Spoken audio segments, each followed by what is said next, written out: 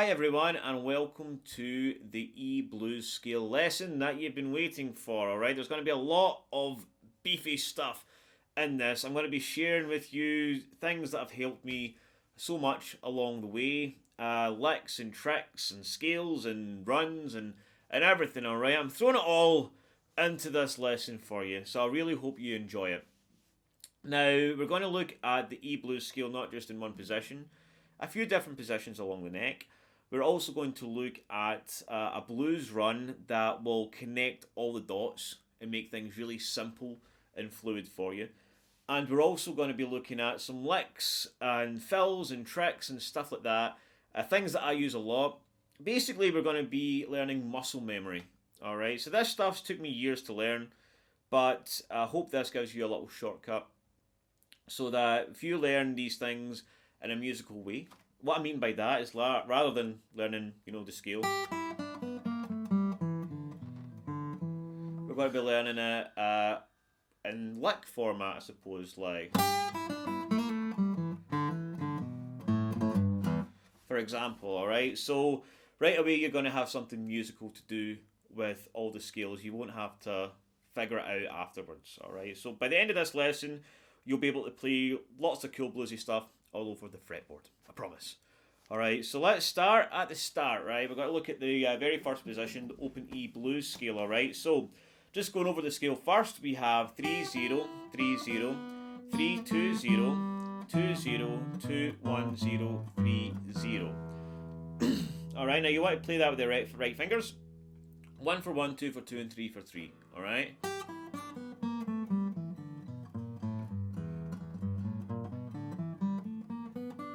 Okay, both ways. Nice and slow first, before you try to pick up any speed.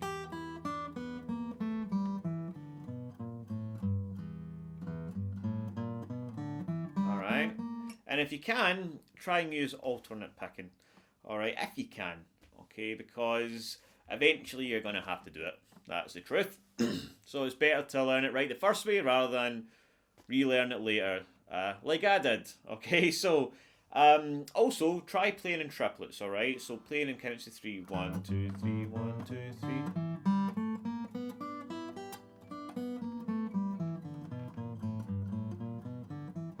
That gives a more musical sound right away. It doesn't sound so scalesy.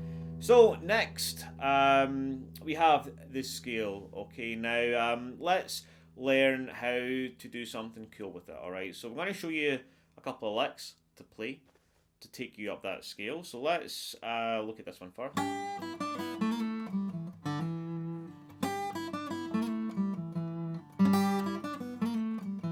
Alright, so basically we're bending the third note up here in the high E, right? But I'm also raking this B string. Alright. So I'm just kind of strumming down in that while I get the E bit high there, right? Don't want to go too high. And then open in the high E, 3 on the B, and open in the high E again, right? Right. And then I'm going to use my middle finger here to slide from 2 to 3. That's getting the blues note here, right? That's what makes it sound nice and bluesy. Open, and then to the root note here, the E note on the second fret, right? So always good to keep an eye on our root notes. We've got high E and low E on the open strings, and then we've got in the middle here, right? That's why it sounds so good when you resolve to that E. Alright, we can also, rather than we can bend this up a little bit. It's quite hard to do at this point in the neck. Alright, if you get some good strength under your middle finger, bend it up. Alright, Hendrix does this quite a lot actually. Okay, then when we're here, we can do this little cool lick.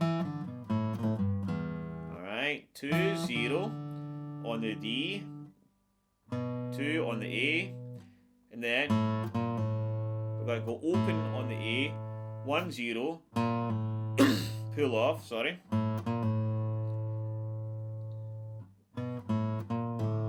And then 3, I'm going to give that a little bluesy nudge down. And then 0 on the low E, right? That sounds really good if you can get it fast.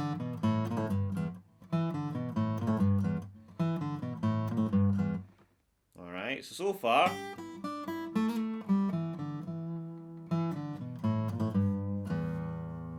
Alright, but it sounds pretty cool going up there.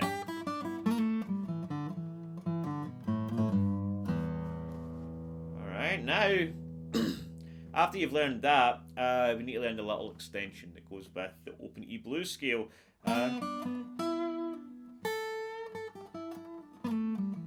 Alright, so basically this is just a few extra notes. We've got 4 on the G, 3, 5 on the B, 3, 5 in the high E. So these notes are already part of the scale, right? But I think it's easier to visualize with this little box here, right? Alright, so let's look at a cool lick we can do with that.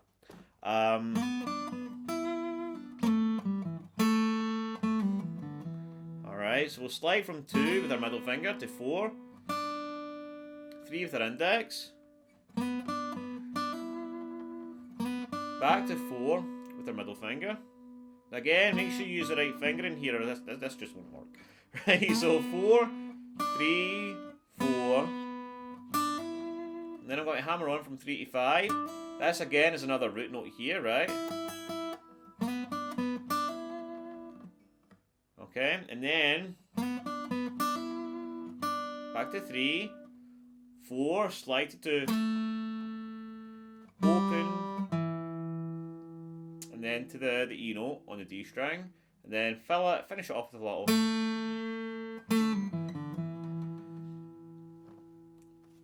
Okay, now of course you can do your own thing with it, right? I'm just giving you some stuff to work with, alright? But this is some muscle memory that I have dialed in, and yeah, I hope it helps. So recapping, we've got the open E blues scale. We've also got the extension. Alright, now let's take this and let's move it all the way to this side of the neck. This is cool thing about playing in the E blues scale is you actually get to use the number 1 position twice. So what I mean by that is if we had to take a trusty capo and put it on the 12th fret here, right? We actually have the exact same scale. Alright.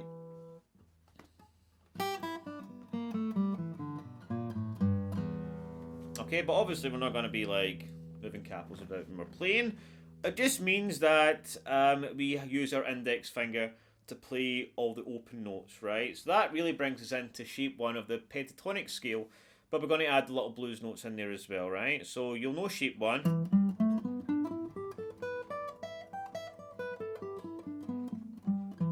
Alright, so that's 12, 15, 12, 14, 12, 14, 12, 14, 12, 15, 12, 15. To add the blues notes, we'll have 12, 15, 12, 13, 14, 12, 14, 12, 14, 15, 12, 15, 12, 15. Alright. Now, I remember a teacher actually gave me a really good visual for this, right? You've got the big guitar here, and then, if you had to put a capo here, you've got all the exact same stuff here, but it's the little mini guitar, small guitar, big guitar, small guitar, right? All the same notes start here again, which is pretty cool. Anyways, if we have shape 1 here, we've also got the extension here, right? This would probably have been a good lesson to actually bring out the electric guitar, but hey ho, we started. We've got 17, 15, 17, 15, 16, just like here.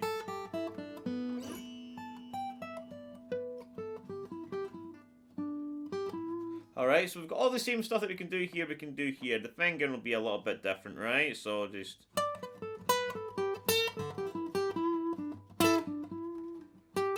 Alright, okay.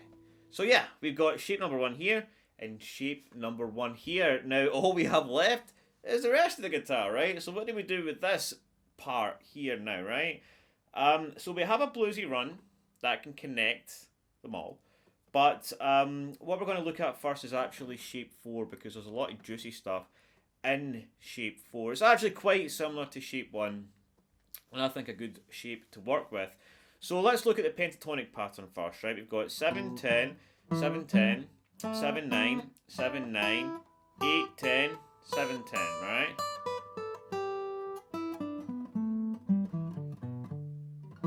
Alright, and we've got a root note here on the 7th fret of the A, and we've also got one here on the 9th fret of the G. So let's figure out where the blues note is here, right? We've got this. Alright, 7, 8, 9 on the D.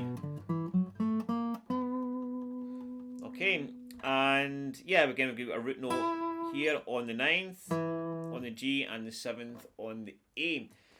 So I really started paying attention to shape number 4 after I seen Layla Unplugged by Eric Clapton. He does this little lick in the solo.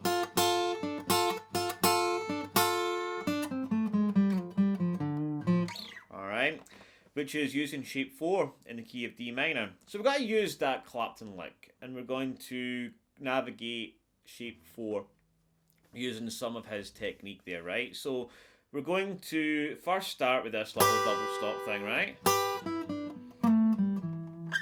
We've got to use our middle finger to bend up on the 8th fret of the B, and that's why I love this shape, because we've got this double stop thing here. I use it a lot. Right, so we've got our first finger on the 7th, middle finger on 8, and then we get the low strings together using our middle finger to bend that up, right? Then we've got to get a 9. We've got to climb up the scale. 9 on the G, 7 on the G, and then 9 on the D. And then we can slide that back to 7 here, right? 5, and then to the root note on the 7th and the 8. Then we can come back here, and we can either slide back and forth to that blues note on the 8th fret of the D, or we can bend down. Alright, so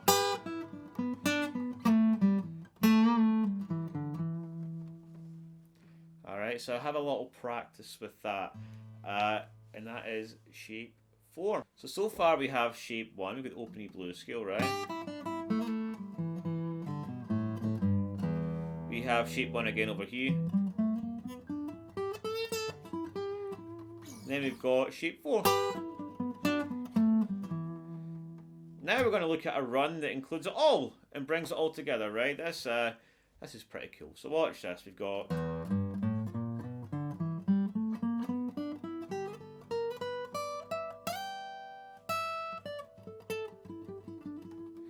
right. So we have 0 on the low E, 3, 5, 6, 7, right? And this 6 here is the blues note again, right? Alright. 0, 3, 5, 6, 7. And then we've got 5, 7 on the A, 5, 7, 8, 9, right? Then we have 7, 9 on the G. Okay, 0, 3, 5, 6, 7, 5, 7, 5, 7, 8, 9, 7, 9.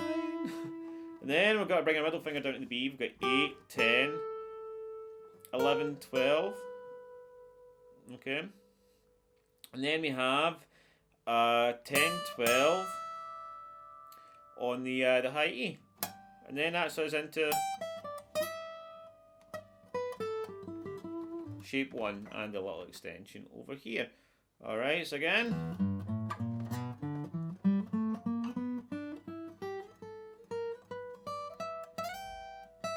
So practice going up in triplets.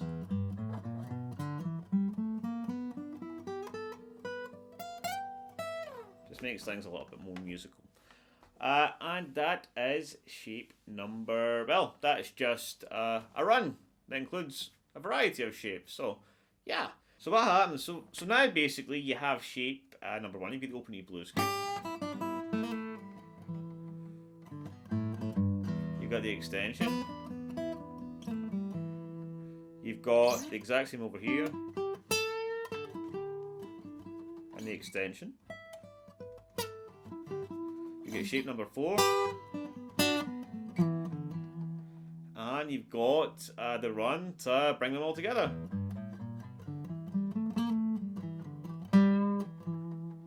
Alright, and you've got a few different options now available to yourself, right? Not just one position to play with. So it should give you some other ideas rather than playing the same thing all the time. So I hope that's given you a lot to work with. It's a lot crammed into one short lesson, but I hope it's something that you can keep on revisiting and keep on getting bluesy juice from. So yeah, if you've liked the video, please like it, subscribe, and I will see you soon with a new lesson.